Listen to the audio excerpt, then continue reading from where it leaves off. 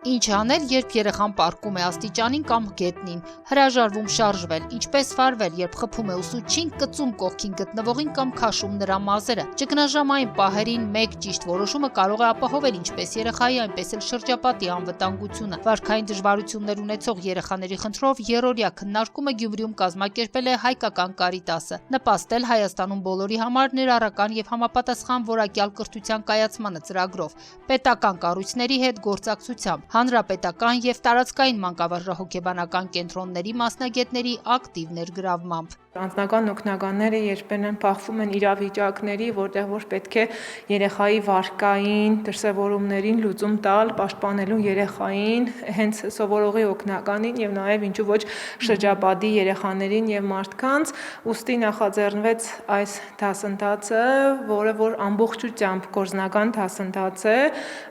որը տալիս է տեխնիկաներ, թե ինչպես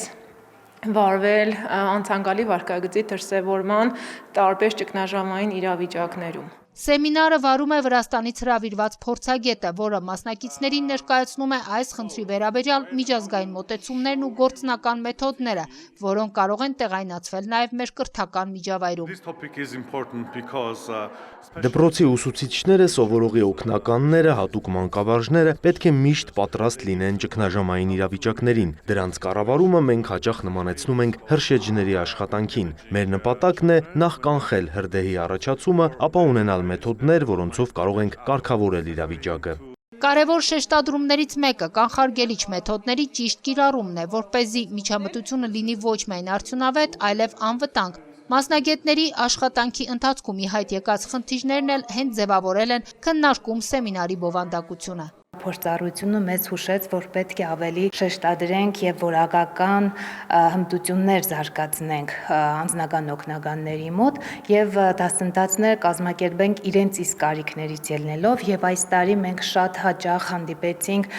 մի քանի դժվարությունների, որոնք մեր վերապատրաստումները չէին օգնում եւ կարիք առաջացավ դրսից մասնագետ հրավիրելու, ով մեզ կաջակցի ճիշտ տեխնիկաներ կսովորեցնի երեխաների վարքային դժվարությունները անվնաս կանխարգելելու գործում։ Կանխարգելիչ տեխնիկաները չպետք է վերածվեն բռնության, ուստի այստեղ նկատվում է շատ նուրբ սահման, թե ինչպես գործեն մասնագետները,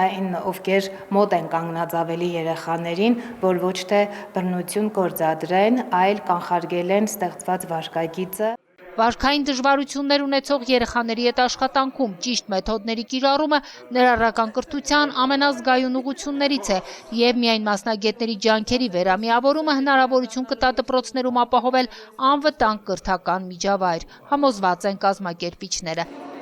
Քրիստինա Մկրտչյան, Մարտին Գևորգյան, Լուրեր։